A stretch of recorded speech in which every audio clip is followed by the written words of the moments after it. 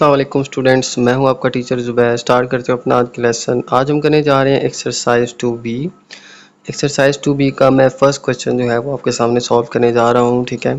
तो first question जो है उसको मैं रीड कर लेता हूं। Which of the following quantities are in inverse proportion, state the assumption made in each case, ठीक है।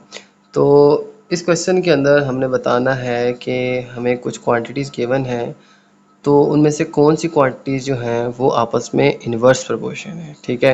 लास्ट चैप्टर के अंदर हमने डायरेक्ट प्रोपोर्शन के बारे में पढ़ा था, इस चैप्टर में हम इन्वर्स के बारे में पढ़ेंगे, ठीक है। हमें 5 क्वेश्चंस गिवन हैं, ठीक है। इनमें हमने आइडेंटिफाई करना है कि कौन सी क्वांटिटीज़ जो हैं वो आपस में इन्वर्स प्रोपोर्शन है, ठीक है। तो स्टार्ट करते हैं हम क्वेश्चन नंबर 1 का फर्स्ट पार्ट को मैं रीड कर लेता हूँ। The number of pencils Farhan बाइस and the total cost of the pencil. Okay, तो फरहान जो है वो कुछ पेंसिल्स बाय करता है, ठीक है, और उनकी जो टोटल कॉस्ट है, एक तरफ है हमारे पास नंबर ऑफ पेंसिल्स और एक तरफ है उनकी कॉस्ट। अब हमने बताना है कि नंबर ऑफ पेंसिल्स, ठीक है, एक हमारे पास है नंबर ऑफ पेंसिल और एक तरफ है उनकी टोटल कॉस्ट। ये दो क्वांटिटी जो हैं इनका हमने बताना है कि ये आपस में डायरेक्ट प्रोपोर्शन है या इन्वर्स प्रोपोर्शन है, ठीक है। ओके, अब देखें, बहुत सिंपल सी बात है। अगर फरहान जो है वो कम तादाद में पेंसिल ख़रीदेगा तो उसको उसकी कॉस्ट कम आएगी, ठीक है, यानी उसको कम पैसे पे करने पड़ेंगे।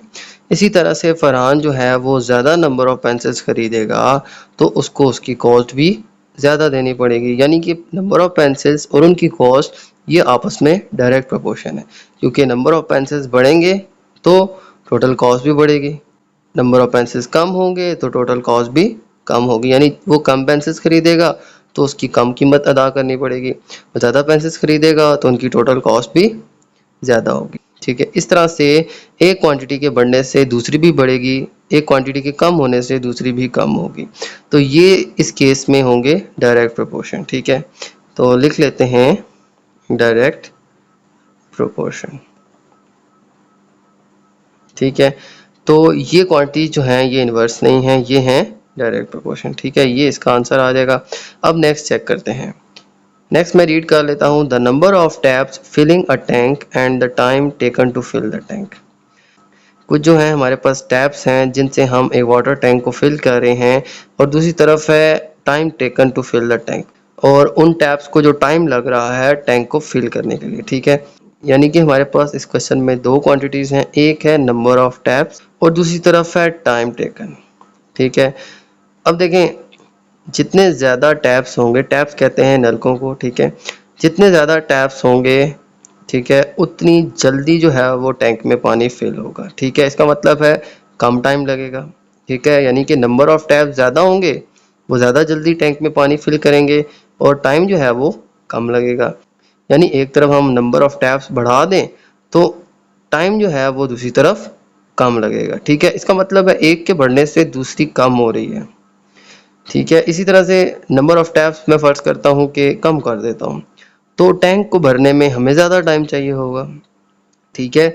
तो एक चीज़ कम होती है तो दूसरी चीज़ ज़्यादा हो जाती है, ठीक है। इसी तरह से एक ज़्यादा करते हैं, यानी टैप्स की तादाद ज़्यादा करते हैं तो टाइम हमें कम दरकार होता है, एक ज़्यादा होती है दूसरी चीज़ कम हो जाती है। इसी तरह टैप्स की तादाद हम कम करते हैं तो अब टैंक फिल करने में ज़्यादा टाइम लगेगा, तो एक के कम होने से दूसरा बढ़ रहा है, एक के बढ़ने से दूसरा कम हो रहा है। ये दोनों जो हैं आपस में इन्वर्स प्रोपोर्शन है, ठीक है। इन्वर्स प्रोपोर्शन में एक क्वांटिटी के बढ़ने से दूसरी कम हो रही होती है, और या एक के कम होने से दूसरी बढ़ रही होती है। तो इस केस में कुछ ऐसा ही है, टैप्स की तादाद बढ़ेगी तो कम टाइम के अंदर पानी जो है वो वाटर टैंक के अंदर फिल हो जाएगा, ठीक है। तो इसका मतलब है ये दोनों क्वांटिटीज़ आपस में इन्वर्स प्रोपोर्शन है, ठीक है। तो इसका मैं आंसर लिख लूँगा इन्वर्स प्रोपोर्शन। ओके, डिस्कस करते हैं इसके थर्ड पार्ट को। Question number C. The number of man laying a road and the time taken to finish laying the road. Okay, तो कुछ आदमी हैं, ठीक है, वो रोड बिछा रहे हैं या रोड तामीर कर रहे हैं, ठीक है, और उनको जो टाइम लग रहा है उस रोड की तामीर को कंप्लीट करने में, ठीक है। तो एक तरफ है हमारे पास नंबर ऑफ मैन और दूसरी तरफ है टाइम, ठीक है, टाइम टेकन, ठीक है। तो नंबर ऑफ मैन्स ज़्यादा होंगे, ठीक है, तो रोड की तामीर जो है वो जल्दी होगी, यानी टाइम कम लगेगा।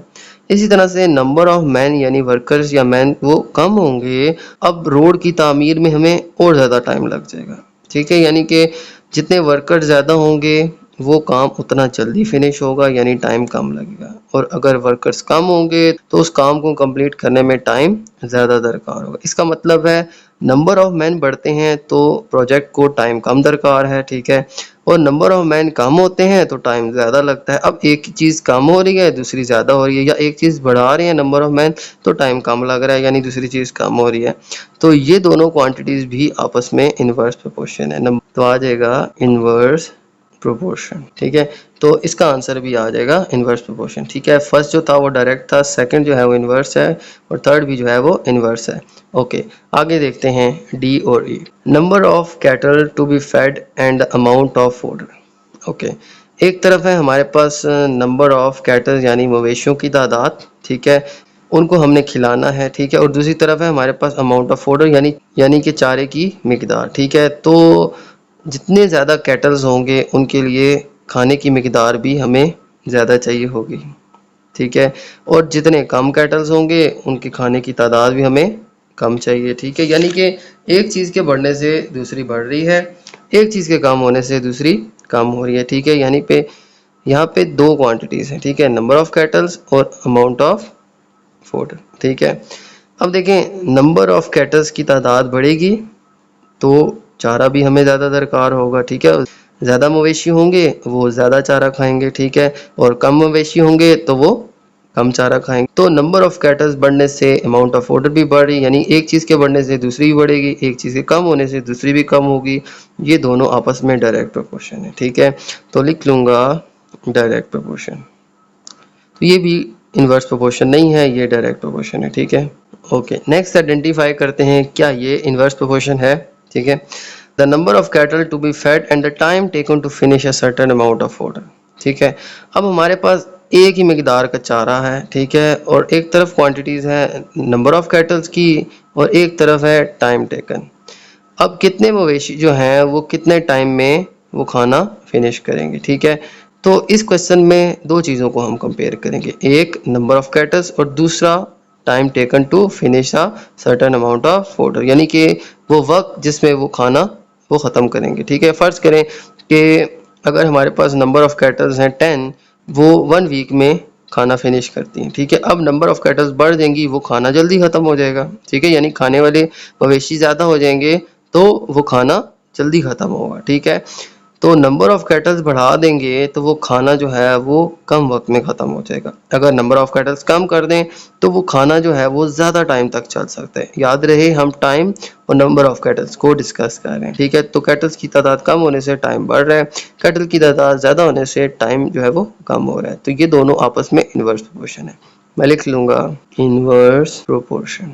ठीक है, तो ये आपस में जो है दोनों क्वांटिटीज़ इन्वर्स प्रोपोर्शन है। ठीक है, तो इन सारे क्वेश्चंस के अंदर जो है फर्स्ट जो है वो डायरेक्ट था, सेकंड जो है इन्वर्स था, इसी तरह से थर्ड जो है वो इन्वर्स था, फोर्थ जो है वो डायरेक्ट था, और फिफ्थ जो है ये इन्वर्स प्रोपोर्शन था। ठीक है, तो ये था स्टूडेंट्स हमारा क्वेश्चन नंबर 1। चलते हैं हम नेक्स्ट क्वेश्चन की तरफ।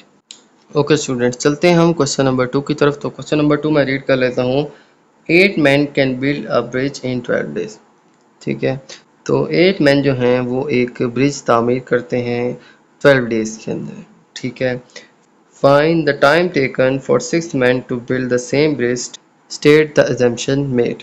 और अब हमने फाइंड करना है कि अगर 6 मैन जो हैं वो इस ब्रिज को तामीर करते हैं तो वो कितने टाइम के अंदर इसको बिल्डअप कर लेंगे। ठीक है, तो स्टार्ट करते हैं इस क्वेश्चन को। तो सबसे पहले हम लिख लेंगे नंबर ऑफ मैन। ठीक है, और दूसरी तरफ लिखेंगे डेज। ठीक है, ओके, तो एक तरफ लिख लेंगे नंबर ऑफ मैन्स और दूसरी तरफ लिख लेंगे डेज। ठीक है, तो फिर इसके बाद सबसे पहले बताया गया है कि 8 मैन जो हैं वो 12 डेज के अंदर एक ब्रिज को तामीर करते हैं। ठीक है, तो अब आपने बताना है कि अगर मैन की तादाद 6 हो जाए तो वो कितने दिनों के अंदर प्रोजेक्ट कंप्लीट हो जाएगा। ठीक है, तो सबसे पहले हम चेक करते हैं क्या ये डायरेक्ट प्रोपोर्शन है या इनवर्स प्रोपोर्शन। ठीक है, तो 8 मैन अगर एक काम को 12 डेज में ख़त्म करते हैं तो 6 मैन हो जाएंगे, यानी मैन कम हो जाएंगे। तो कितने दिन लगेंगे ये हमने बताना है।